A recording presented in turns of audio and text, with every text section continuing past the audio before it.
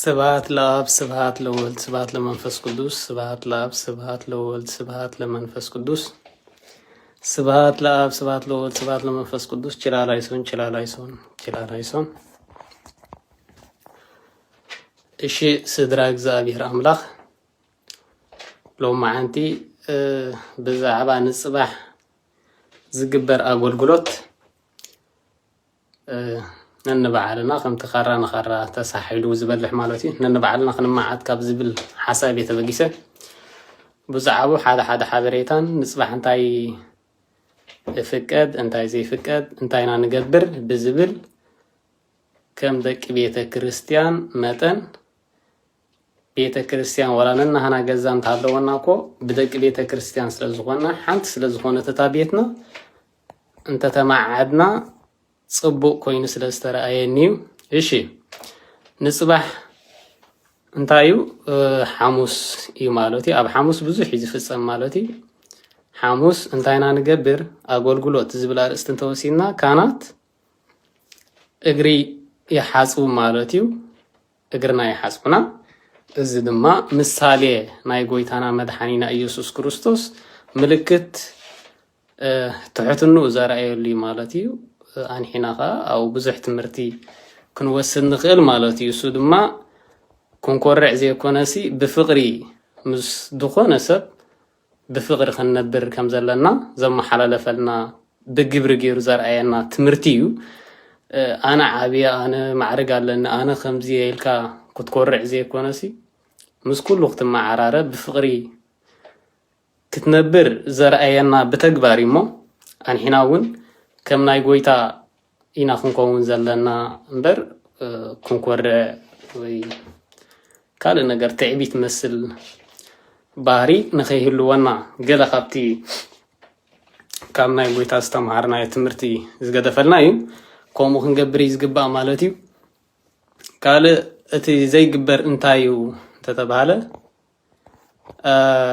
ምስዓዓም ኢትካ ምስዓዓም ኣይፍቀድኒ እዚ ድማ ናይ ይሁዳ ምሳሌ ማለት እዩ ሽዑ ዝተፈጸመ እዩ ዝውን ሽዑ ምስተቐበለ ይሁዳ ማለት እዩ ምስተቐበለ ቅዱስ ቁርባን ሽዑን እዩ ክውሕዶ ተራእዩ ወላ እውን ኮይዱ ነብሲ ይጥፍኡ ስለዚ ነቲ ናይ ይሁዳ ንምድጋም ነቲ ናቱ ባህርስ ንምድጋም ከይከውን ተባሂሉ ዝተሰርዐ ብናይ ኣቦታት ሕጊ እዩ ስለዚ ሰላም ኣይንበሃልን ምስ ዝኾነ ሰብ ንጉዝ እዩ ማለት እዩ ካልእ ድፍጸም ከዓ ሽዑ ዝስራዕ ቅዱስ ቁርባን እዩ ንጽባሕ ከዓ መዘኻኸሪ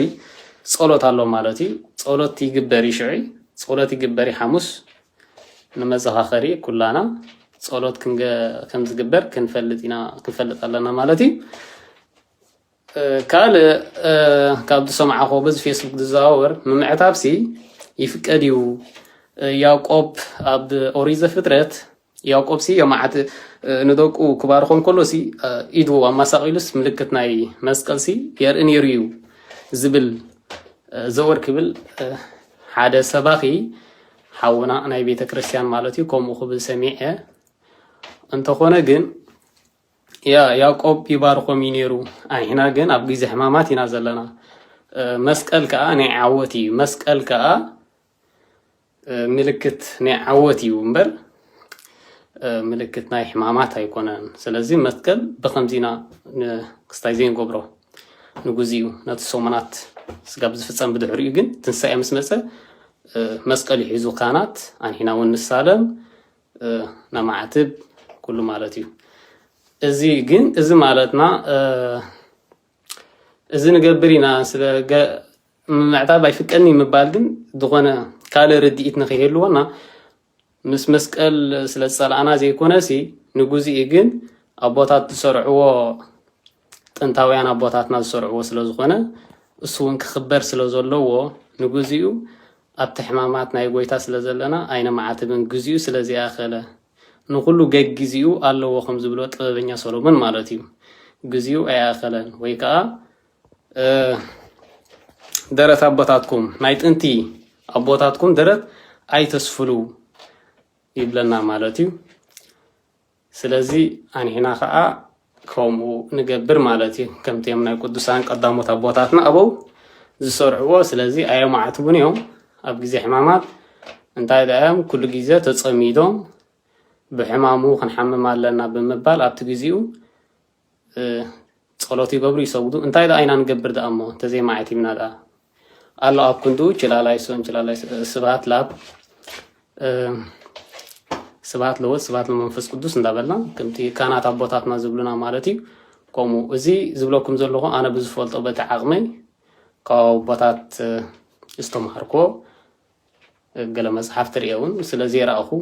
ብዙሕ ኣብ ናይ ብሉይ ኪዳን የለን መስቀል ጌርካ ምዕተብሲ ኣይነበረን ግዜ ይኮነን ሕጂ ዝተሰቕለሉ